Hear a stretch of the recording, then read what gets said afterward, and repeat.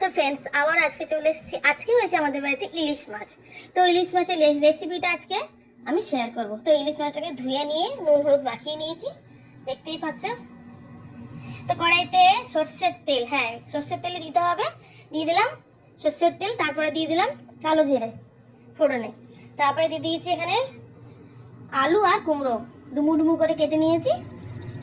তো এবারে তেলটা একটু গরম হয়ে গেলে আমি দিয়ে দেবো আলু আর কুমড়ো।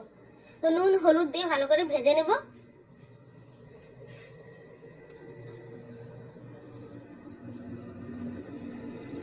একটু ভাজা হয়ে গেলে তারপর বাকি মশলাগুলো আমি দেব। তো দেখেন সর্ষে দিয়েছি, সর্ষে বাটা করেছি, আর তার মধ্যে দিয়েছি জিরে। তো সর্ষে আর জিরেটাকে বেটে নিয়েছি, এবার দিয়ে দেবো এর মধ্যে। তার আগে দিয়ে দিলাম একটু কালার হওয়ার জন্য লাল কাশ্মীরি মির্চ। তোমরা পারলে দিতে পারো, নাও দিতে পারো।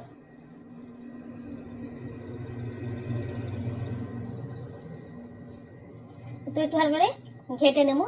তারপর দিয়ে দেবো চিনি। হ্যাঁ এটা মোস্ট, চিনিটা দিতেই হবে, কারণ কুমড়োটা পড়েছে, চিনিটা না দিলে একদমই ভালো লাগবে না, চিনি দিতে হবে। এবার একটু দিয়ে দিলাম জল। এবারে কাঁচা লঙ্কা বাটা পেস্ট করে নেব। কাঁচা লঙ্কা পেস্ট করে নিলাম, দেখতে পাচ্ছ। এবার দিয়ে দেবো জলটাকে, কাঁচা লঙ্কাগুলো দিয়ে দেবো তার মধ্যে। তারপরে মাছ একে একে ছেড়ে দেবো।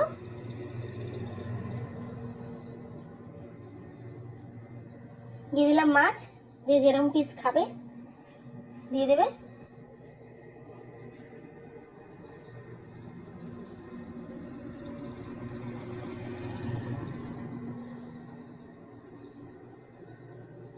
একটু ঢুকিয়ে ঢুকিয়ে দিচ্ছি যাতে এই সর্ষে বাটাটা তার মধ্যে ঢুকে যাক।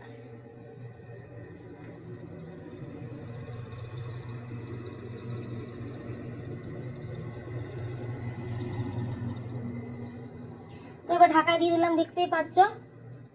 এবার ঢাকাটাকে খুলে এর মধ্যে দেবো লঙ্কা, কাঁচা লঙ্কা দিতেই হবে। এবার দিয়ে দেবো কি, দেখতেই পাচ্ছ, এটা হলো কাসুন্দি। হ্যাঁ কাসুন্দিটা দিলে টেস্টটা আরও বেড়ে যাবে, দুগুণ হয়ে যাবে। তো দিয়ে দিলাম কাসুন্দি, দিয়ে ভালো করে ঘেটে নিয়ে এবার আটটু ঢেকে দেবো।